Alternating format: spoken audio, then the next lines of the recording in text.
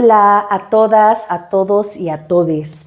Qué gusto poder encontrarnos en este tercer módulo de nuestro proceso formativo. En esta ocasión, pues vamos a hablar de 3 enfoques que son fundamentales para el trabajo que realizamos en CEINAC: la interculturalidad crítica, la interseccionalidad y la perspectiva de inclusión y no discriminación. Y aunque los nombres puedan sonar pues meramente muy teóricos, en realidad tienen mucho que ver con situaciones que vivimos todos los días cuando trabajamos con niñas, niños y adolescentes, principalmente en los espacios comunitarios, ¿verdad? Pues bueno, me gustaría comenzar con algo que propone este mismo módulo que ustedes ya han estado como trabajando, que es mirar primero hacia nosotras y a nosotres y a nosotros mismos. Pues bueno, muchas veces queremos entender las realidades de otras personas, pero sin detenernos a pensar desde dónde estamos mirando. Cada quien llega aquí con una historia distinta. Tenemos diferentes edades, géneros, lugares de origen, condiciones socioeconómicas, formas de hablar, usos y costumbres, experiencias familiares y trayectorias de vida. Y pues bueno, todo esto va a estar influyendo en cómo nosotras, nosotres y nosotros entendemos el mundo. Por ejemplo, pensemos un momento en nuestra propia infancia. ¿Todas las personas aquí tuvieron las mismas oportunidades para poder jugar? Pregunta 1. Pregunta 2. ¿A todas las personas adultas les interesaba escuchar nuestra opinión? Número 3. ¿A todas las niñas, niños y adolescentes les dan los mismos permisos o les dan los mismos domingos? Por ejemplo, la respuesta es que probablemente no. Algunas personas crecieron en espacios donde se podrían expresar libremente lo que pensaban, lo que conocían en la escuela, lo que interactuaban, y otras quizá aprendieron desde muy pequeñas que era mejor aprenderse a quedar calladas. Algunas tuvieron acceso a espacios de recreación, a parques, a juegos, a juguetes y de convivencia, y otras quizá tuvieron que asumir responsabilidades desde edades muy tempranas, y seguramente íbamos a trabajar con mamá y con papá, ¿no? Y probablemente también estos espacios recreativos y de convivencia no estaban como tan a la mano. Por eso este módulo pues nos invita a pensar y a reconocer que nuestra historia personal influye en nuestra manera de relacionarnos con otras personas, y esto es especialmente importante cuando trabajamos con niñeces y adolescencias, porque si no somos conscientes de nuestros propios prejuicios, privilegios, experiencias, podemos terminar reproduciendo aquello que justamente queremos transformar. De una visión adultocéntrica a una visión inclusiva y de participación. Durante mucho tiempo las niñas y los niños y adolescentes fueron vistos como personas únicamente que debían obedecer, aprender y recibir orientación de las personas adultas. Si recordamos un poco el proceso histórico de cómo entendemos las infancias del módulo 1, la idea dominante era justo que las personas adultas sabían y las infancias y las adolescencias aprendían. Inclusive esto lo seguimos replicando en muchos espacios. Se nos olvida este concepto que es muy importante, que llamamos autonomía progresiva.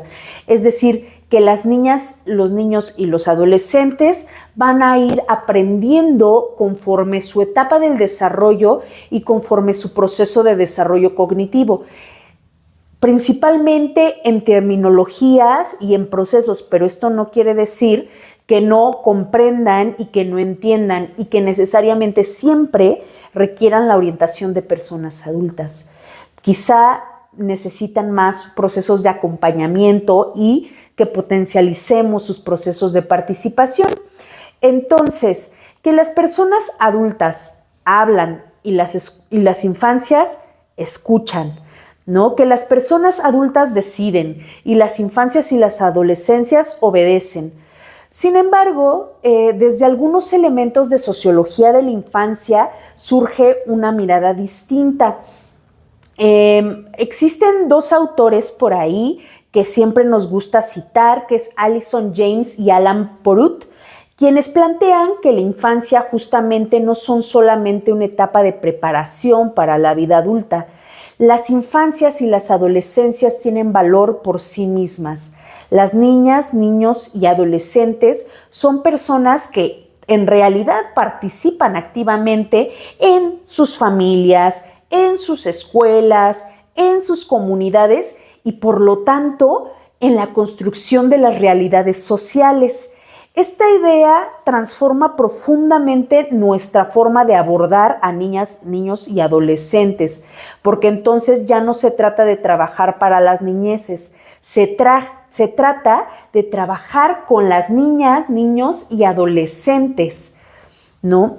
Ya no se trata únicamente de enseñar, sino también se trata de escuchar y ya no se trata de dirigir todos los procesos, se trata de construirlos en procesos colectivos y de participación.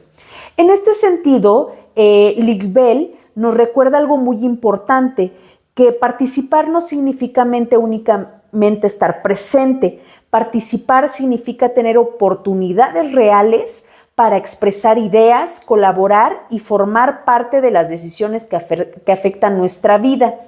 Y aquí aparece una palabra clave para nuestro trabajo, que es la horizontalidad. La horizontalidad implica reconocer que las niñas, niños y adolescentes tienen conocimientos, experiencias y saberes que también son valiosos. Implica dejar de asumir que las personas adultas somos las únicas que sabemos. Implica construir espacios donde la palabra de las niñeces tenga legitimidad y valor. Cuando trabajamos desde esta perspectiva, no llegamos a imponer respuestas, llegamos a construir junto con ellas y con ellos. Y ese es uno de los principios fundamentales de la metodología del CACHI, la interculturalidad crítica más allá para reconocer la diversidad. Cuando trabajamos en distintas regiones del estado de Hidalgo, por ejemplo, encontramos una enorme diversidad cultural, distintas lenguas, distintas tradiciones, distintas historias, distintas formas de entender la vida, distintos usos y costumbres, por ejemplo.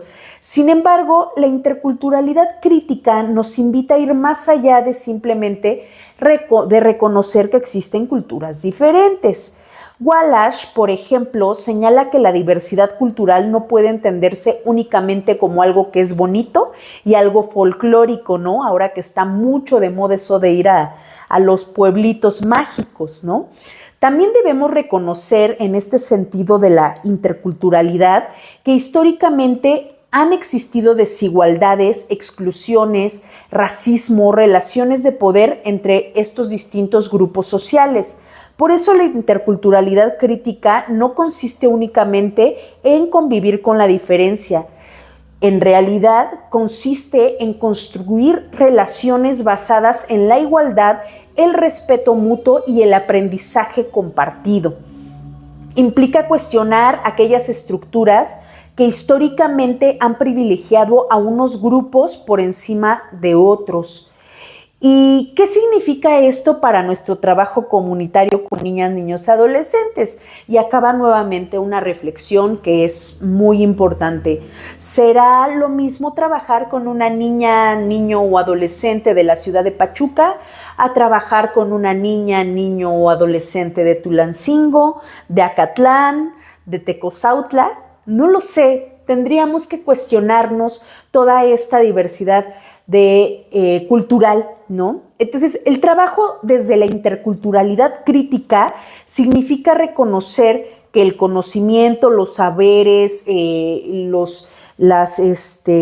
sistema cultural que nos rodea no se encuentra únicamente en los libros, en las instituciones o en las escuelas. Está presente en los saberes comunitarios, en los cantos, en los juegos que las niñas y niños te comparten, en la tradición oral que tiene que ver con todas estas historias, con todos estos cuentos, las experiencias familiares, los juegos locales y las formas que tienen las comunidades de explicar y comprender el mundo.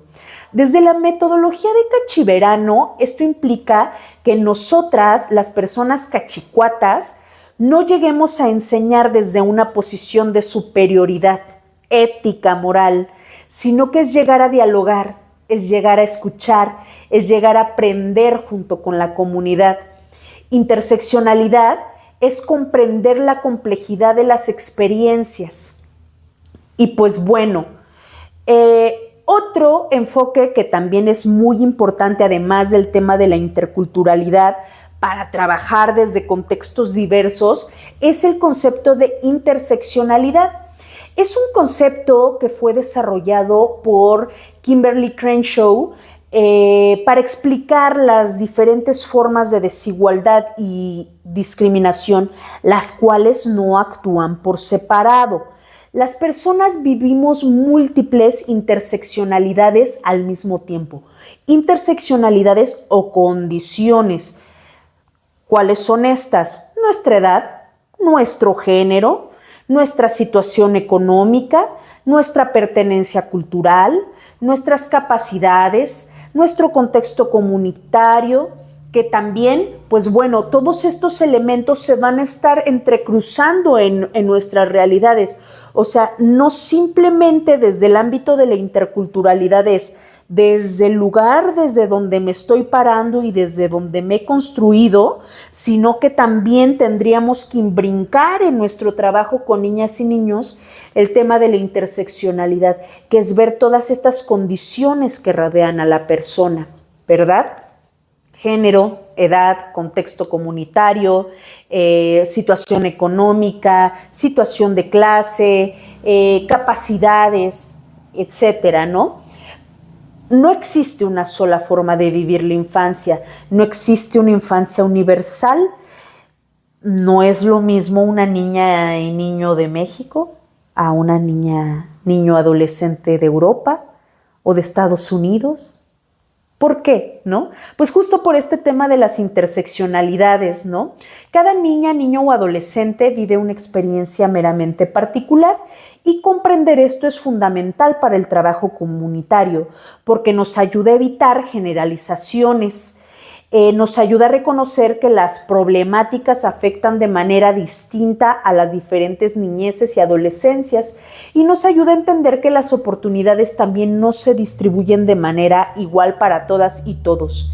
Inclusión y no discriminación debe de ser una práctica cotidiana también. Bueno, del tema de interseccionalidad llevamos 2 temas vistos, interculturalidad, interseccionalidad, y nos vamos a brincar a inclusión y no discriminación, una práctica cotidiana. De acuerdo con la UNESCO, la inclusión no significa permitir que personas diversas estén presentes en un mismo espacio. En realidad, la verdadera inclusión implica garantizar las condiciones para que todas las personas puedan participar de manera significativa. Esto nos lleva a identificar las barreras para la participación y el aprendizaje. Estas barreras pueden ser físicas, culturales, lingüísticas o sociales. La inclusión nos invita a transformar los espacios para que todas las personas puedan participar. No se trata de modificar a las personas para que encajen, sino que se trata de adaptar los espacios y las dinámicas para responder a toda la diversidad que nos desborda. Por eso el papel de las personas facilitadoras o cachicuatas o cachicuates es tan importante.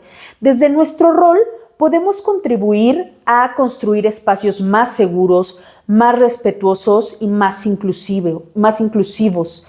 Esto implica cuestionar estereotipos que aparecen en los juegos o actividades, intervenir cuando surgen comentarios discriminatorios, adaptar las dinámicas cuando existen barreras para la participación y utilizar el lenguaje incluyente, respetuoso, empático y también afectivo. Y pues bueno, por el módulo 3, esta sería como un poco la información que queremos compartirles. Seguramente en el módulo 4 vamos a reforzar esta condición o este ámbito de la vida que tiene que ver con el género y la prevención de violencias, que tiene que ver también como un ámbito de la interseccionalidad. Por mi parte, pues les doy las gracias. Mi nombre es Mariana García y continuemos en este proceso formativo rumbo a Cachiverano 2026. Saludos.